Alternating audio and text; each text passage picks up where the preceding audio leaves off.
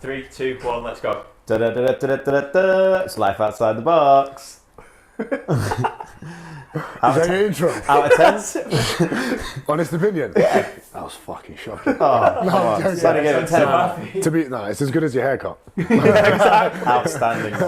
We've started. So this week, guys, we are joined by the man that never fails to put a smile on people's face. It's Mr. Diren Kartal. Pleasure to have you here. I'm excited to be here. I know I delayed it a little bit. I had a few things happening, but I'm happy to be here. You got a sick little setup here, little studio and that. How many episodes are you into? 6. This is episode 6, yeah. How's it going? Sound.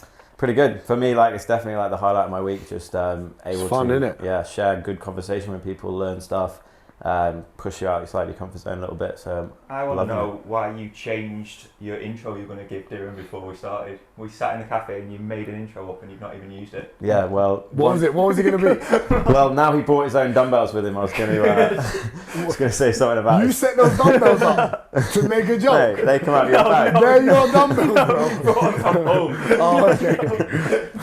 Go on, do it. Go on, might as well. Oh, I can't remember which one it was. The fitness vigilante. Oh yeah, you the call fitness it. vigilante. Ooh, I like that, The guy that's not afraid to call people out online to keep us all safe on the internet. I like that. Copyright That's that, sick. mate. Yeah. That's sick. Right, I'm gonna write The that fitness down. vigilante. Someone the other day called me a gym comedian, and I was like, "That's not bad either." Take it. I'll take that as well. Right in the Instagram bio. Yeah, for sure. So go on, Diren, do you want to give yourself a little introduction to the guests who don't know you? I'm sure all of our guests already do know you. Diren Kartal. I guess I've been in the fitness industry online probably like 4 or 5 years.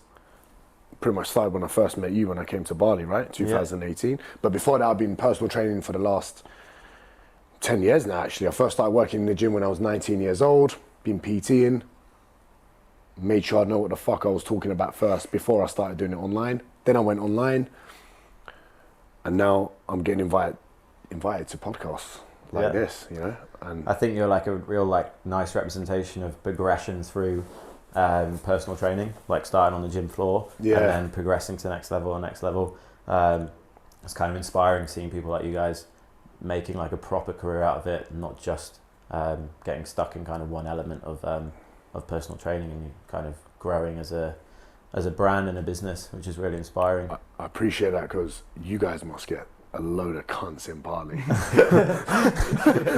Do we beat that out? No, it's calm. There's no kids listening to this.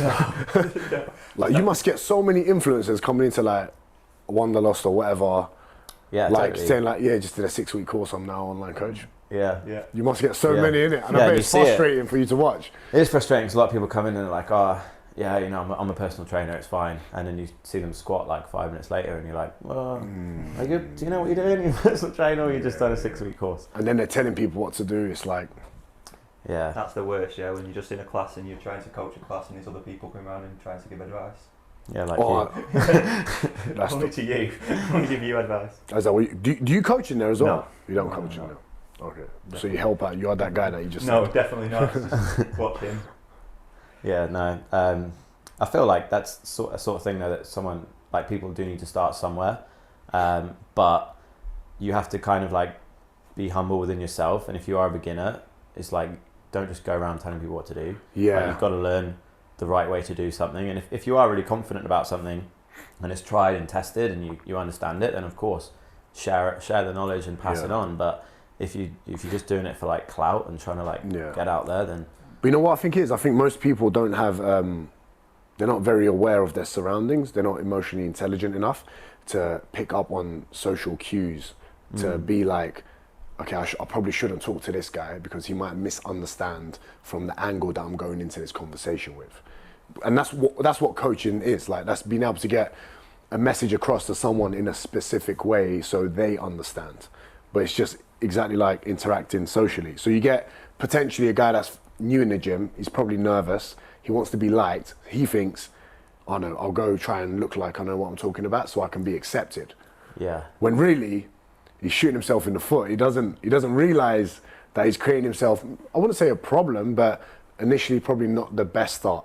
And it's mad because so many personal trainers and in the fitness industry is an insecure fucking industry. That's why they all start fucking training anyway. Yeah, exactly. Yeah. we spoke about that time and time again on the podcast. You know what I mean? So then they go in like that and they don't realise those social cues, and then they wonder why the fuck they're hated. Do you know what I mean? So it's like this weird vicious circle. It's like the intention is good, but it always end up looking, it doesn't look great. Then the ego comes into play. I'm thinking real fucking deep into this stuff. I think about this stuff a lot. And then the ego kicks in, and then with the ego, they bite at something that you may say, be like, mate, maybe just calm down. Get defensive and shit, and next thing you know, they've quit the gym. I think that there, what you've touched upon there is the fact that you did 6 years on the gym floor. So you're going to get a lot of experience there, a lot of kind of social interaction there, and you're going to learn from those things. Where somebody's just done a 6-week course and start to sell programs online. Oh, mate, it's very different. Big time. Like you get people that do it online, right? And even the small things like interacting with someone, getting them to sit on a lat pull down, and even adjusting the seat. These are all things that you do for thousands of hours on the gym floor. So when someone tells you something online, when someone's like, hey Diren, on the lat pull down, this happened, you know exactly what they're talking about, and you can tell them in a way that you know they'll understand. Yeah. Someone that hasn't done that or experienced that, they end up looking, and I know, listen, all you fucking influencers, I know all you lot look at YouTube coaching videos and then try doing the same thing. I know, because I started like that when I was like 19. You know what I'm talking about? They do that, and then you know when you first start PT, you start looking at YouTube videos of all the bodybuilders and how they coach and all that stuff. But it's a weird cycle. But I guess if we didn't call out some of those people, like say me, Alima, Smith, or whatever, then it'd probably be worse. I guess, I don't know. I think we were lucky that when we all started in the gyms at like 17, 18, working there, we had to go through the progressive pathway of starting like as a leisure attendant into a gym instructor, into that kind of thing. Whereas nowadays, because online is so prevalent, you can just literally do your course and then become an online. Oh, people think they're too good. Years. Golden years of personal training. Man, I remember cleaning treadmills. I remember being a floor instructor, cleaning treadmills. Mapping the change room floors and stuff at 16, 17 years old, just to get in the gym, to get your foot in the door. Bruv, I was PTing on the sly, right? I was a floor instructor, I was PTing on the sly. And I used to like wipe the treadmills and stuff, and I used to talk to everyone. I was very good with people on the gym floor. And in the change room, I'd be like, do you want PT? I'd be like, how much? I'm like, £10 or something, because I'm thinking I'm making like £7 an hour. Well, no, 6. No, I'm not, £5.90 something or something like that. I'm thinking, if I get like another £10 in that hour, I've made £15 in that hour. So I'm getting excited. Money, I'm thinking, ding, ding, ding, ding, ding. All those nights out you can pay for. I'm in the changing room, doing like a subtle PT session. I'm like, my manager's looking at me, I'm like, I'm just helping him out doing in the gym. He's like, great job, Diren. Just want to clarify, you were doing PT sessions in the changing room? No. I was taking their cash in the changing room. I was being sly, and I remember this one time, this guy was giving me coins, and I'm thinking, is this PT? But I remember the start, like the first days and like that, and it's now looking at like the stuff that I'm doing now, and it's like, it's crazy to think that people will expect great things without going through that level of, I guess it's a level of struggle, right? It's just your foundation, you're building your foundation. Yeah, and then they get surprised when something doesn't happen. You're like, they do a week of content or something, and they're like, why hasn't my Instagram grown or something like that? Do you know what I mean? So it's weird. Everyone's soft now. You've got to realise like that these people that have big Instagram followings, they don't just have successful businesses because they have a big Instagram following. They have a successful business because they're good at what they do, and it's grown an Instagram following. It's like we had with Sonny last week. He obviously has a massive following, and people may look at him and think, he's successful online because he's been to the Olympics. No. But he's one of the smartest guys in business that I've ever had the privilege of having a conversation with. And it's wait till this podcast. Friends. I know you get along with you two are bum chums, innit? Don't get jealous. Because you guys go out together. No, Sonny is like a perfect example of that. And I think even like when, because in the industry, people make fun of like, say, Joe Wicks or Kayla Izzinas or all the people with millions of followers that are bringing in cash like there's no tomorrow. What people don't realize is they've put in a lot of work to get to that stage. It didn't just happen. Yeah, maybe they were first in, but there was a business mindset or like a hungry mindset where they went and did a load of shitty classes for years before that would have happened. And I remember thinking this when I met Kayla Izzinas. I was like, I don't know if I'd get along with this person. Met her, she's so fucking cool. And she was telling me about her story and how she started, and I was like, oh, respect. It just shows. Do you know what I mean? It's like you were 16, 17 years old or whatever, you're working in a gym, cleaning treadmills, you could have done just like a half-assed job, wandered around, done nothing, but instead you were hustling, you were trying to go that extra mile to get that, you had that business mindset like drilled in to make it happen. And that's how you get it. That's a good point, because I think one of the reasons what's helped me out the most with what I do is every time I worked for someone or at a gym, I actually treated it like it was my business. And I asked so many fucking questions. I was that annoying employee that asked a million questions, because every time I asked, I was like, scanning the locker, bruv, when I'm doing my own thing. And what I realized is when you do treat other people's businesses like yours, people see that energy, man. They see that. And they want to train with you. They want to be around you. They want to help you. Yeah, they can see that you care. Yeah, they want to help you. They're like, oh, he's got good intention. Yeah. I want to help this guy when he needs it. And that's how you learn the most. Like when people, because I don't know, if I'm like hiring someone, I'd rather hire someone that's like a likable personality that I'd like around, instead of the fucking annoying person that's just trying to flex or whatever it is. Do you know what I'm trying to say? Yeah, totally. Yeah, you'd rather have someone in your business and work with someone that you enjoy working with, because in the end of the day, you're going to perform better when you're in that mood with that person and you're both like firing on all cylinders because you're having a good time, you're enjoying what you're doing, rather than having someone that, maybe more qualified, but if you don't have that same like kind of buzz off each other, then you're not going to get the same amount of work done. Nah, not at all. That's right. That's exactly right. Yeah.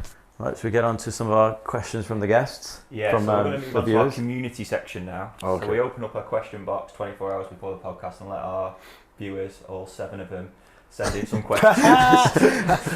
Hopefully we'll get 8 after this episode. Send in some questions for you, specifically. So the first question was from Lauren, and it's, do you feel pressure to stay in shape because of your job? Nah, man. Nah. One word answer. Nah, bruv. Nah, I don't. I don't. I do my best not to. I feel pressure to be healthy. What about when you were younger? Say like. Oh, when 20? I was younger. Yeah, when I was younger. Did you feel a bit more pressure then? Yeah, when I was younger, when I was surrounded with personal trainers that were more bodybuilding style sort of trainers, there is more pressure. When you're in the gym, like I started off was a London gym with like all boys from like the ends, right? all Hackney, Tottenham, and they're kind of like, I want to say hood boys, but they're from those areas where it's just the gym, the workouts is pure work rate. You know what I mean? Like some of my black friends, they look at weights and they blow up. You know what I mean? Yeah. So when they're training hard, like they know how to train, but it's just work rate. I would go in and try and lift something. You would be like, all right, mate, we got to periodise this for the next 2 weeks. And then what we're going to do is we're going to try and hit that load again. They're like, Diren, bruv, just lift the fucking bar. Right? Yeah. And it's mad. So I was surrounded around that. So naturally, I had a bit of pressure, which made me get into a little bit better shape. But my headspace was always performance. It was always to like, I got into the gym really to like train more for football initially. And then later on, kind of like fell in love with helping people because it made me feel good.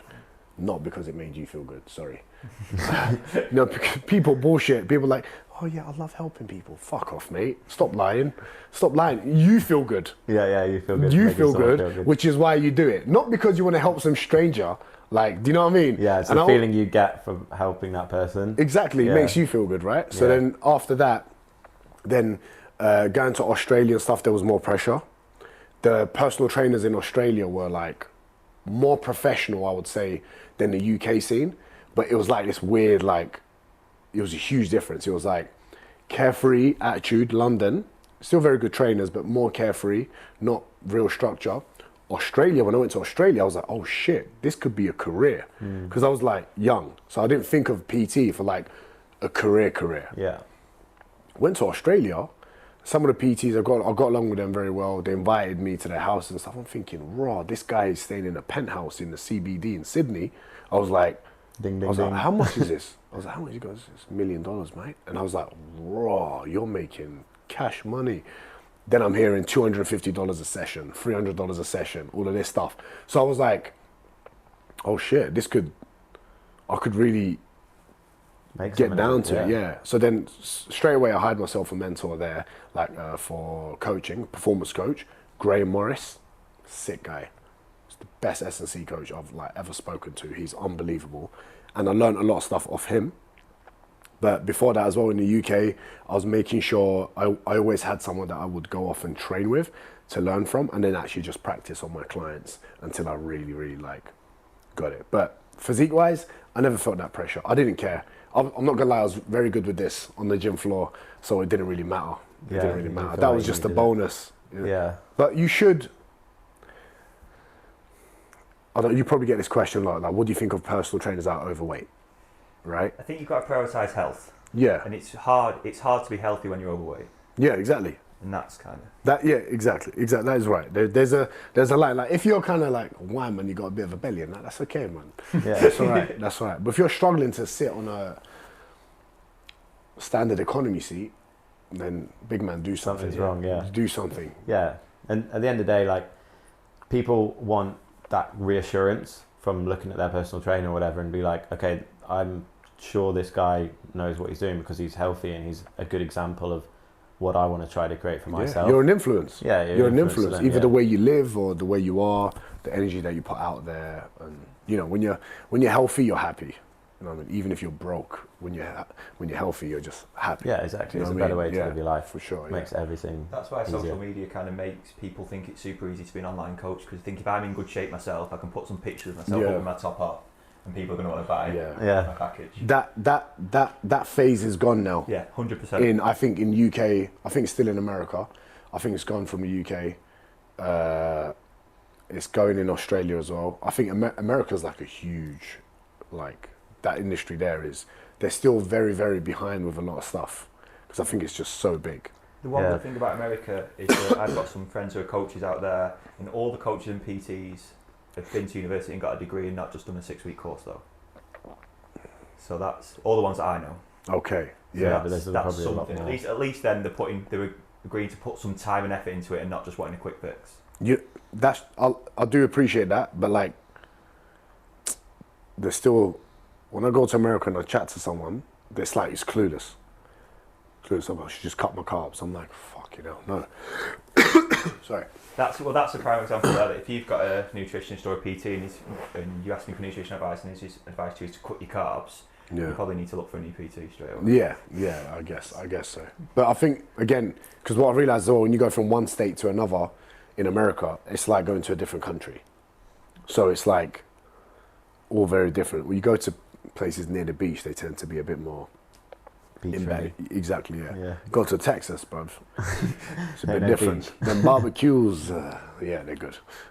Yeah, so I guess you guys were kind of like in the UK at kind of the forefront of this fitness vigilante, if you want to call it, of kind of making people second guess or maybe stop posting something that they originally might have posted because they feel like, oh, if I post this, maybe Diren Kartal is going to come online and start calling me out and making a little meme video about me or whatever, and maybe it'll start people will start second guessing like what they, and like you're saying, is like it's kind of slowed down that like mentality a little bit now. So that's definitely like progress within the industry, right? I think it's forced people to think twice. Yeah, for sure.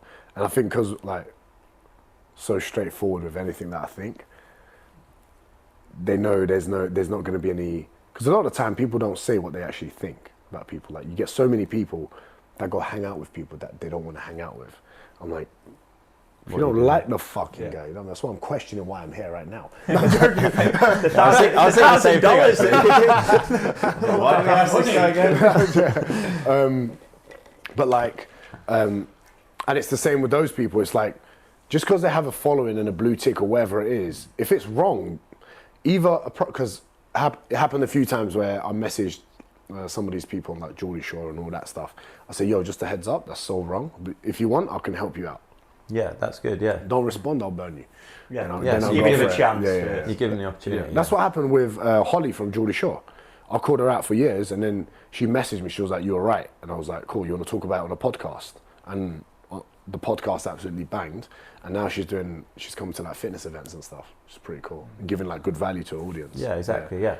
Yeah, it's like, if you are someone like that that's lucky enough to have a big influence, why not outreach like like every coach we spoke to so far, like yourself as well, have all said that they took on a mentor in their like younger years and helped them develop where they want to go. So why aren't these bigger influencers that aren't really fitness influencers, why aren't they taking on mentors or taking advice from other people to help share like good knowledge rather than just money or whatever it is? They think their followers mean something. It's their ego. Yeah. It's their ego. So I remember I won't give their name, but like a friend of mine, I must say, just a heads up, bro. It's kind of wrong, you know that, innit? Do me a favor, like if you want. And this person's got more followers than me, right? Yeah. And I don't give a shit about that stuff. So when I tell him that, but I could tell when I told him that, there's a slight bit of, he's cut. Yeah. His ego's cut a little bit. And I know it's got to do with followers. Yeah. And I just know. It's like people just look at someone's Instagram, even when I chat to people, they just assume, I don't know, it's like a social weird currency where people think they're above other people and stuff, which is the one thing I fucking hate about social media. Social media is amazing. There's so much amazing things that you can do, especially what I've done with what I'm doing now. It's great. But I think you need to use it as a positive tool and be very careful kind of who you follow and what you do with that tool, you know? Yeah, it's like if we go back to like the golden years when we started PTing, before Instagram was massive, if someone came into the gym and gave you some advice, you wouldn't start questioning them on their like social status and be like, 100%. Can you give me that advice? Are you right to give me that advice? If the advice was sound and it made sense to you and you understood it and they backed it up, then you would take that on and you would use it in your future. Yeah. And even if you don't, just listen. You might not agree with it, but okay, cool. Like, or it sparks up a debate or 10 whatever. minutes to go back and fact check it on the internet afterwards. Yeah, exactly. It's not, it's not Do we have internet around then? Got to treat him like you're crazy. No. Well, you're older than us. Yeah. Okay, we'll move on then. This will move on nicely to a question from Hannah, who she's wrote, has social media affected your relationships with other people?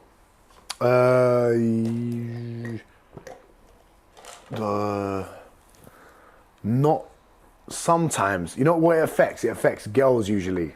So that's why I don't ever, any girls that I'm dating, if I'm in any sort of relationship, even if I'm not, I don't put that stuff out there because I think it could affect that. And I don't like the things that I like being affected. Because not everyone's headspace is where my headspace is with this stuff.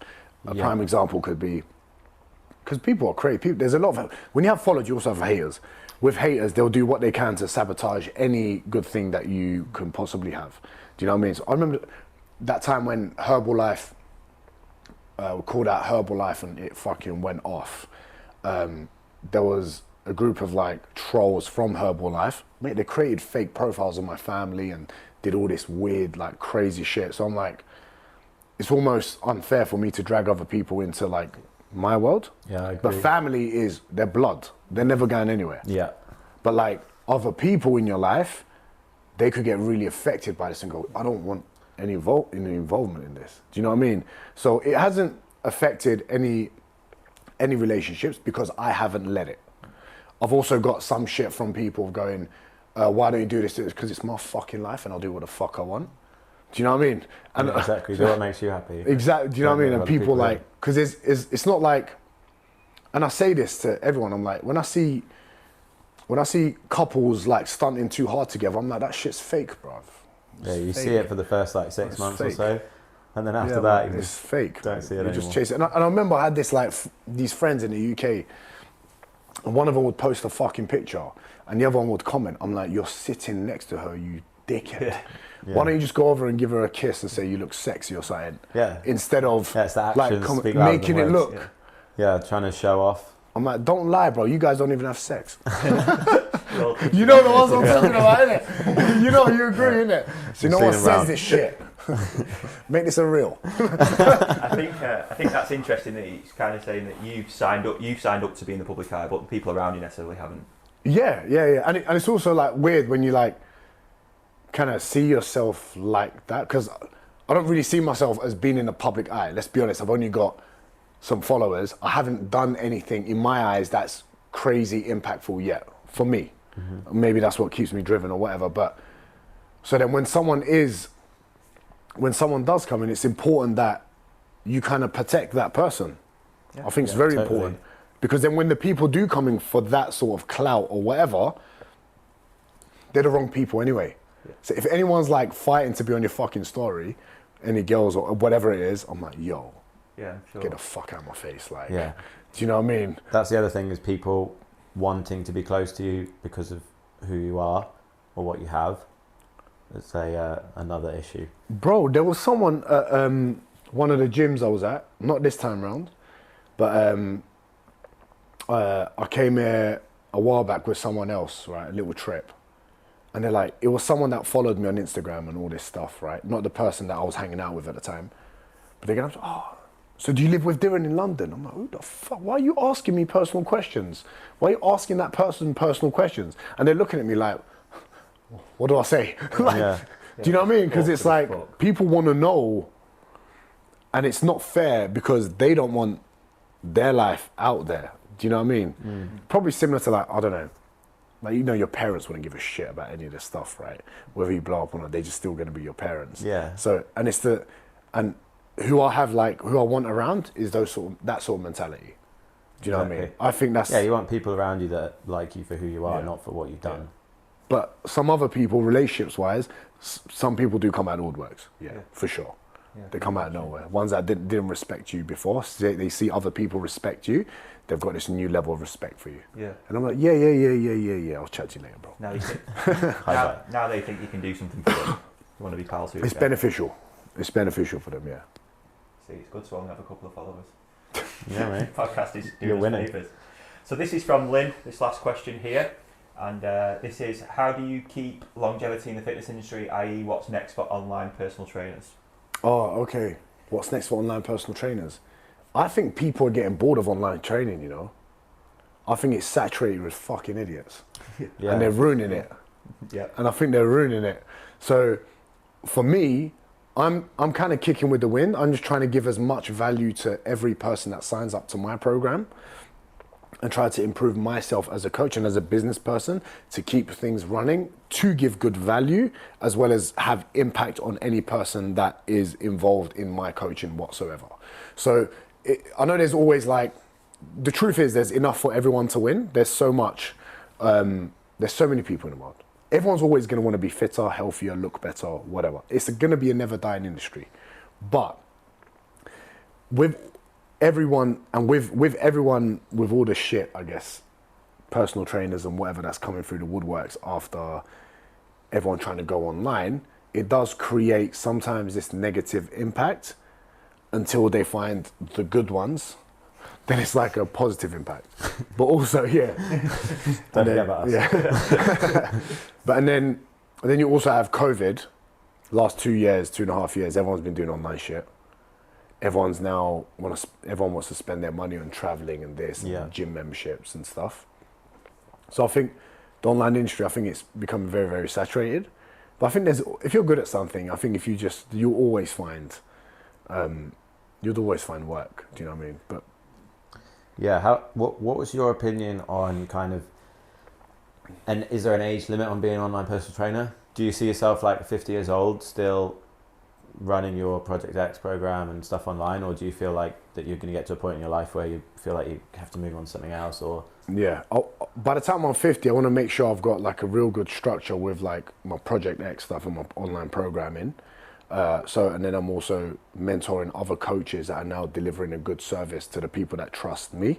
Yeah. Meanwhile, probably doing stuff on potentially TV, other stuff, maybe writing books, maybe doing this, maybe doing that, like something to do with podcasting. Like something to do with a creative space, because I enjoy that a lot and I like to have fun. So yeah, I like that idea of like you start at the bottom and then you work your way up as personal trainer on the floor or whatever. You get the freedom of working online, and then you give a bit back by becoming a mentor or whatever it is, and then helping the next generation sort of grow through and have the opportunities that you're able to have for yourself. Yeah, the B2B seminars are cool. Like I did a couple last year.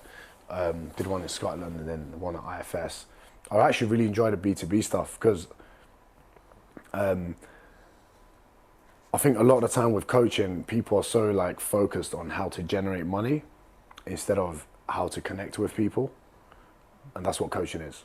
And if you can't connect with people, Yeah, that's what don't it's even all about. bother. Don't even bother. You're not ever going to make money, or you're never going to make an impact. Do you know what I mean? You might sell that one initial program at first, but they're not going to come back. They're not going to keep coming. No, exactly. You want to be connected to people, and I think people forget that. So every time I'm doing a B2B, I'm actually talking more about like emotional intelligence, social like settings, and that sort of stuff that impacts your business. Yeah. More so, yeah. And it's a different contrast as well, coaching coaches to coaching clients. Yeah. And it can be kind of like refreshing and motivating going into a new space and coaching coaches or people that have like more of a willingness to learn rather than having your general pop coming into the gym for a PT session or whatever, and you're putting it in a language that they can understand and helping them through what they need to do, but then taking it to that next level and using everything that you've gained from all those years and giving it back to the next generation is a nice development to have. Yeah, for sure. It's fun. I think that's interesting there, the difference between coaching coaches to coaching the general population. Because obviously whenever in the past I've done like seminars to other coaching and stuff, it's hard because everyone's got an ego in this industry. It's hard to try and tell somebody something that they already think they know. They already think they know better than you. Yeah, for sure. You got, and that's why your communication and the way you talk to these people, you got to be. Sometimes when you see like a big man really egotistic, sometimes you got to brush his hair and pat him in the back and tell him he's a good guy, and then deliver the message. Yeah, and that's something you learn from experience. Exactly. Yeah. Like, just let him think he's a big man. It's fine. It doesn't impact me. Yeah, it makes him happy, and then it's easier for him to learn. So this is a little bonus question here. It's either one that accumulated from lots of different people wanting to know the same thing, or something me and Sam wanted to know. And this was something Sam wanted to know, which was, what's the worst fitness product you've ever seen endorsed online and by who? The worst one. The worst one. Fuck, there's so many. Going back through the posts. Yeah, that's what I'm thinking. It'd have to be Boombod, I think. Yeah, that was the worst big, one. That was the worst one. I don't even know what that is. It's like this pink shake. They put it in a drink and then you drink it every morning and you lose. Oh man, the magic pill. Sounds great. Yeah, it's ridiculous. So that would probably be it. I made a lot of stupid videos with that. I was like drinking that, now I've got diarrhea. Yeah, and I was calling out. I'm 8 pounds lighter on the scales, but I've shit myself last time. Yeah. I was just like, everyone's like, just try the fucking barley belly diet, it's way better. And it's free, just come to Bali, drink the tap water, you'll lose 3 kilos in 2 days. Guaranteed. Hit this link. Only $10. Yeah. I would say that's probably the worst one. But it's also the people that were promoting it at the time was the Only Ways Essex, Geordie Shore, and Herbalife as well, actually. I fucking hated them. That's what it comes back to as well, is like you or any online personal trainers promoting something to make somebody actually better, not promoting something for personal gain or money. No, because it's funny, because when I'd get shit, if I was to like at someone hard, they'd be like, Diren, I can't believe you're bullying. I said, I don't give a fuck. One person getting upset over thousands of people being like really mentally affected. Because what happens, a lot of the time in the industry, a lot of women get affected the most, right? Men out there don't complain. Bang weights, eat protein, you're always fine. But women are like this, from their menstrual cycle to the emotions that they hit during that time, to not seeing results of being misled by people online and all of that stuff. Because the majority of the time, I think the women suffer more from the online like fad diets and stuff, because it's usually the female influencers or whatever that are trying to promote it, and they want to look like them, right? So therefore, they're getting affected the most. So for me to call out someone and get them upset for thousands of people not being mentally affected in the future, I'll take that any day. You can't sell your soul to make a bit of extra cash, then when somebody calls you out on it, be upset and being called, say you're being bullied. Oh my God, so many times where they've used the fucking victim card. It's fucking great. It goes back to that pressure with like younger people, like we said to you about, did you feel pressure on the gym floor? It's like those people that do at their younger age, so easily bought into an easy fix or something. Yeah. Like, I think for us and everyone else that we spoke to on the podcast, once you get past like 28 up to 30-year-old, you stop caring what other people think. Yeah. And you're just like, or whatever, and it's easy for us to brush it aside. But when you are like 18 to 25 and its image is like pretty much the most important thing to you, especially if you're in the fitness industry or training in the gym. And the only reason I knew all that stuff was bullshit is because I did all of them. Yeah. I was a kid that had some weight problems. I didn't understand things. I was like, why don't I look like that when I was a kid? Yeah. What's going on? My parents were refugees. They don't understand fucking carbohydrates, fats, and protein. They don't know. They're just like, there's food on the plate, eat it. Yeah. You know what I mean? You might not get this tomorrow, eat it. Do you know what I mean? So it's that mentality. So when all that stuff happens, I tried all of it. I cut carbs. I even tried a vegetarian for a week. I did keto, I did this, I did that, I did the shake. I tested it all. So I know, and I've walked through the shopping centre and grabbed my fat looking at a piece of chocolate. So I know what fat people feel. Yeah. Which is why I can connect to them in a certain way. Yeah. Do you know what I mean? Mm-hmm. So I know you know as well. I see you weighing your food when I first met you, bruv. Yeah. Because you had a bit of, you weren't overweight, but you were thick, right? So therefore you understand. What about now? No, you look good now. You look good. But you understand more, totally, right? Yeah. And if I didn't do all those things, then I wouldn't call out those people with such confidence. I think it's important that you have experience doing this stuff, because then you can offer like valuable feedback rather than just an opinion. It's like, I did it, this is what I felt like, I can give you solid like facts and advice on it. Yeah. I relate there to what you're saying a lot. My first kind of memory of like thinking about nutrition, looking at nutrition, was having friends who you ate the same as but looked different than. I was thinking, why can they eat that but look that way, and if I eat that I look different? And that was the first time I ever think, oh shit, I'm gonna have to have a little look into this now and see why. Another thing people don't realise, like, mate, genetics play a fucking big part. It's the biggest thing. It's the most unspoken about, but the most important thing. Because you know why they don't speak about it? Because they don't sell. Yeah.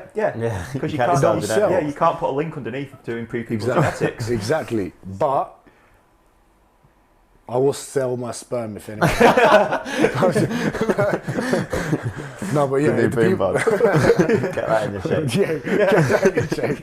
Oh, he's content ideas going around his head. Oh, no. Class. So what we're going to do now is we're going to move on to 3 sections that we speak about with every guest. Now, the first section is, what's the most important thing you do outside of the gym that helps you inside of the gym? Does jiu-jitsu count as gym? I'd say that's gym, yeah. That's gym, innit? Yeah, so things that you do outside of training. Make you better at training, yeah. Outside of training. Help towards it. Honestly, hanging out with my friends and family. Yeah. Just hanging out with my friends and family is the best. So I am quite social, but I also, what I've realised, I've actually like my own space as well. So I need out 24/7. I love going for a walk on my own. I love putting on my headphones, listening to Hans Zimmer, going on for a walk on my own, sit somewhere, maybe meditate for 10 minutes and that. That's right, I'll meditate. It's been in Bali. Bali for 3 weeks. No, it's not 3 weeks. It actually happened last year. It's what mushrooms do, mate. Psychedelics. As soon as you hear that, can you talk about this on? Yeah, of course you can, man. Yeah. We've got some stories, some bad ones. One fucking psychedelic trip showed me where I can get to when meditating, and I was blown away. I was like, oh my days, this is unreal. And now when I meditate, I try and get there. I try and get to that place. Back to it. And what I've realised, meditation actually helps me out so much with everything else. It actually clears my mind. It's like recharging my brain a little bit. So I don't obviously outside of training meditate 24 hours, but it's one of the things that I meditate 24/7. Meditate 24/7. Next program, guys. Swipe up. But love my family, my friends. I love traveling. Anything to do with sport. Whether it's going to football games, watching my mates play, or whether it's even like concerts or festivals and stuff. I don't really drink too much, as you know. Well, I drink, but I'm a lightweight. Okay. I'm a lightweight.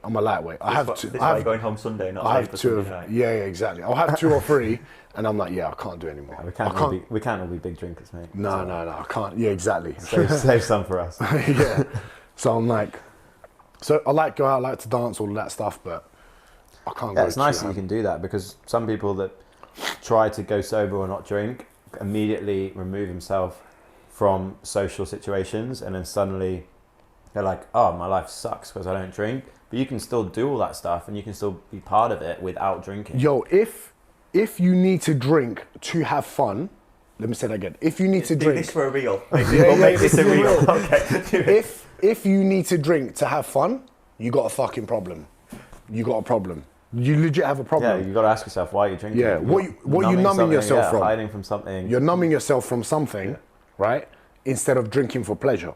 So if you're drinking for pleasure, and that's what I do, I have a couple, I'm happy with my life. I'm a happy fucking guy. Do you know what I mean? So And it's weird, and I was chatting yesterday actually with some of the boys and some friends, where like, it's hard to say to people when, how was your day? It's like, it's fucking great. Yeah, you start to feel bad after a while. Fucking great. How's your day? Not so great. I'm sorry about that, but my day was fucking great. Don't put me down. You feel bad. You feel bad, innit? So like, that's another thing I'm trying to do more. Just tell people, I'm fucking great, mate. Yeah. Just look into the eyes. Yeah, don't just say you're good. Say you're fantastic, whatever it is. Yeah, such an English thing, though, isn't it? Just to say, okay, yeah, I'm alright. Yeah, okay, I'm right. Yeah, I started doing that a few years ago. I'm like, if someone asks me, alright, I'm like, yeah, I'm fantastic. Like, why wouldn't I be? I bet you got that a lot when you went back home.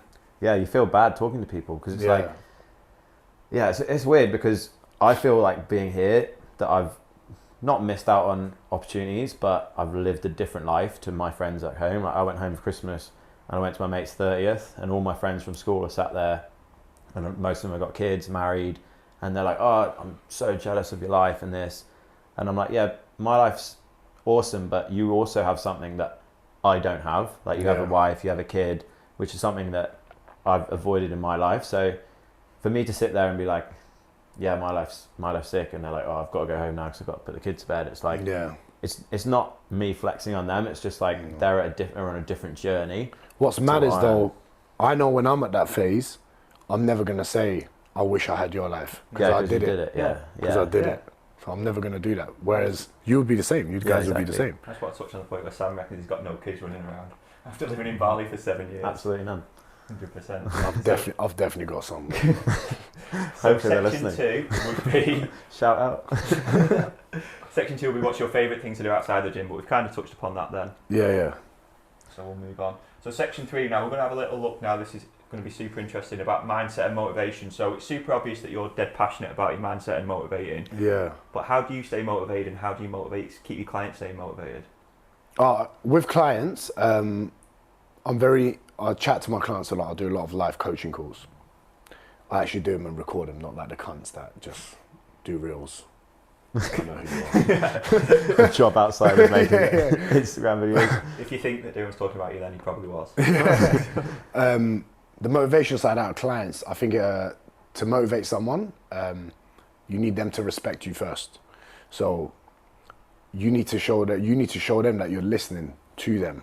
You can't motivate someone without knowing them, and to know them you need to shut the fuck up and listen, which is the biggest problem in the fitness industry as well. Get personal trainers chewing their clients' ears out. It's not about you, bro. They don't need to know about your date on the weekend. It's about them. Yeah. Everything with coaching, it's about them. So the way I motivate people, I gain their respect first. When I gain their respect, they listen to what I say and they apply it, because you know what? I respect Diren. He took time to listen to all my shit. I'm going to trust him now and take action on this. And when they take action on something and they get a small reward, that small reward is enough to motivate them to the next reward, to the next, and then it accumulates to them eventually not needing me, which is fucking annoying. Is that harder online than it was on the gym floor? That was harder online, trying to figure out how I can get that across. On the gym floor, face-to-face, it was way easier, but online I can do it more in a group format, which can get the message across to more people, which is better for me, and it's also more fun. But even when you're watching people, talking to them, you might say something, you see the way they react, their body language, you know how to talk to them. Some people need tough love, some people need empathy, some people need more time. And when you're talking to these people on live calls, you can pick up on all these cues and know how to motivate them like that. And that's how I motivate them. My own motivation is, I don't know if it's a genetic thing. I've always wanted to do something, be something. So I've always kind of been motivated, like, I think within, I don't know. I've never looked at someone and gone, I want that life. I've never looked at someone and gone, I wish I was that person. I've never had that mentality. I've always like, I want to create greatness and impact, and whatever that is, wherever that fits, I'm just driven to do that because I don't like being shit at stuff. Do you not think that everyone's got that, you've just got the balls to do it? You just got to do it, yeah. Not caring for sure, not caring. When you first do a video, it's your closest mates that chat shit first. Yeah. It's your family that chat shit first. They try to bring you down because they can't do it. Yeah. That's the truth. truth. That's mad, isn't it, when you think about it? Yeah. That's why you should question like your friends, your actual fucking friends. Like, trying to bring you down. Then you talk to a stranger about your idea, they're like, oh my God, that's great. Yeah. That's a great idea. They're like, and your mates are like, oh, it's a bit risky, that one, isn't it? You're like, fuck you, go back to your corporate job, bro. How do you deal with that, like, fear of failure?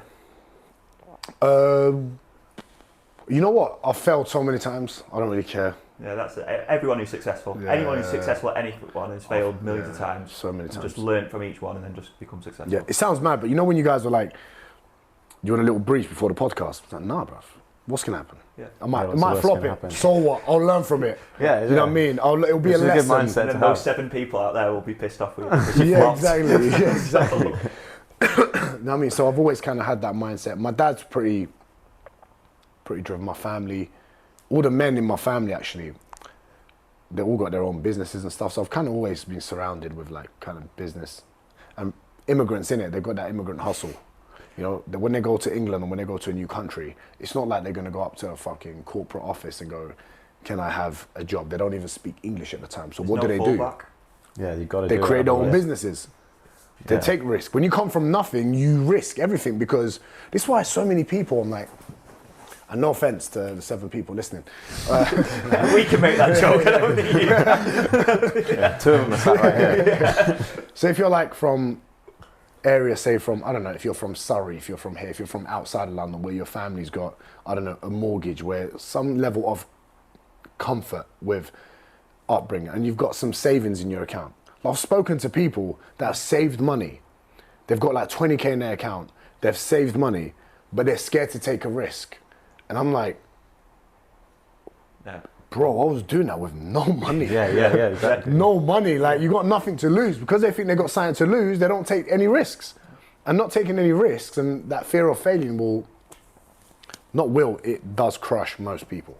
They just don't have the balls to do it, or do it long enough. Yeah, and it's understanding what failure is. It's like, if you make a video and it doesn't do well or whatever, have you really failed? Like, you've made something that you thought was good, you've done something with your day. It's the same, like you go traveling and it doesn't work.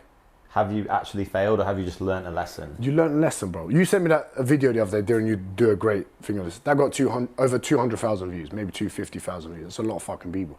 The video I posted next got 40,000 views. Another one, you just keep swinging punches with anything that you do until something bangs. And then when you get that, you learn from that, and then you do something else, you know? But just, the main thing is, people are just not consistent because they want quick reward. And with and when they don't get that quick satisfaction, that quick reward, they don't push through. Yeah. They don't push through. It happened when I moved to Bali, probably when you did as well. People said, oh, what happens if you don't like it? Because I didn't even know when I came here, I'll fucking come home. Yeah, exactly. What's the worst thing that can happen? Yeah, get back on the plane. Yeah, exactly, yeah. So what we're going to do now is we're going to ask you a question that we ask everyone. Yeah. So it is, if you were starting your journey now, what's the one piece of advice you'd give yourself? The one thing I would have said was, Diren, you should have stopped playing football earlier. That's the one thing I would have said. I would have been like, you're a great PT. I wish someone told you that more often. I wish like someone told me that more often. Be like, you're a great coach. Just keep coaching people instead. But again, it's hard to also say that, because then that lesson taught me so many. I failed so much at football. I got a professional contract in Australia, and then I tore my plantar fascia. Then my contract got terminated after years of trying. To get there, right, yeah. But I failed so many times. Went to each club, they didn't sign me. Went to another club, didn't sign me. Like, I remember so many times me sitting in a car, like crying my fucking eyes out as a fucking 23, 24-year-old, going, why isn't this happening? I'm as good as these guys. You know what I mean? And so that sort of attitude made me come into what I do now with zero fucks. And it's great. It's the way to be. And going in with that mentality, it will help you succeed in whatever you're trying to do consistently. Yeah, I feel like we're asking this question to everyone, and the advice that is kind of coming out is pretty similar. It's like everyone has one piece of advice that they like to give themselves before they started, but then realizes that if they hadn't done what they'd done, they wouldn't be the person that they are today.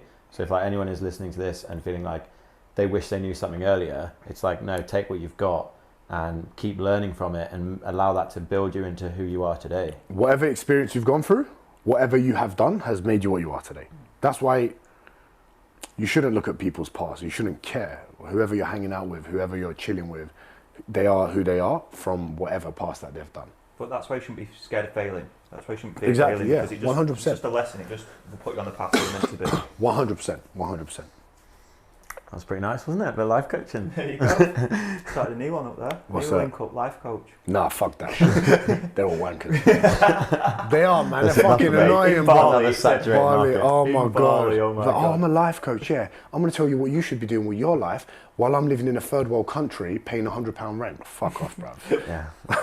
It's true. It's true though, isn't it? It's It like is it's like the business coaches. They're like, yeah, I'm going to give you advice on your business. Show me your bank account. Yeah. No. like- Show me before you like give me I had advice. this exact conversation with someone walking down the beach, and they were like, "I'm going to start a consultancy agent up, being a business advisor." I was like, "What businesses have you run?" Yeah. It's like relationship coaches that aren't in relationships. Relationship coaches, they're the worst, bro. They're the worst because they're not even happy in their own relationships. They're not. Yeah, I swear, if they're they just have like, one. they're trying to fix shit. I'm like, but fix yourself, innit? Yeah. Pretty good way to end it. So normally we'd go on to like a dad joke section now, but I'm going to be 100% honest. I didn't really research one this week because we were running around. You've done us all a favour there, mate.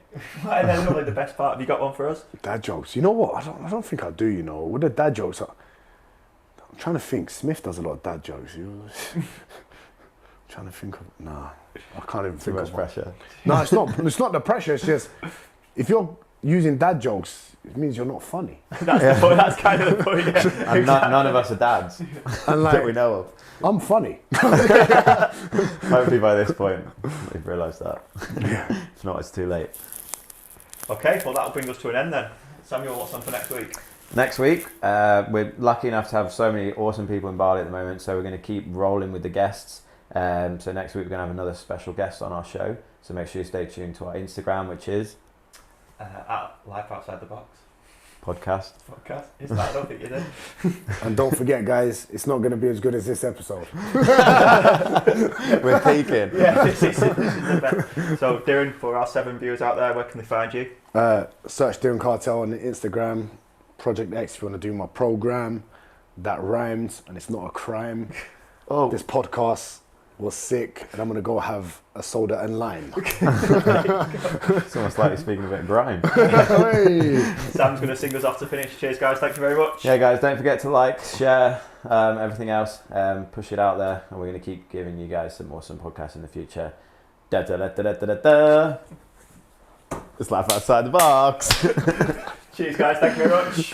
You're so wet, bro. I'm going to leave this. I'm going to leave that statement You're in. so wet. Take your dumbbells home, guys. That's going to be the last thing we leave in. Where's my money? Cheers, bud. That was class. Yeah, sick.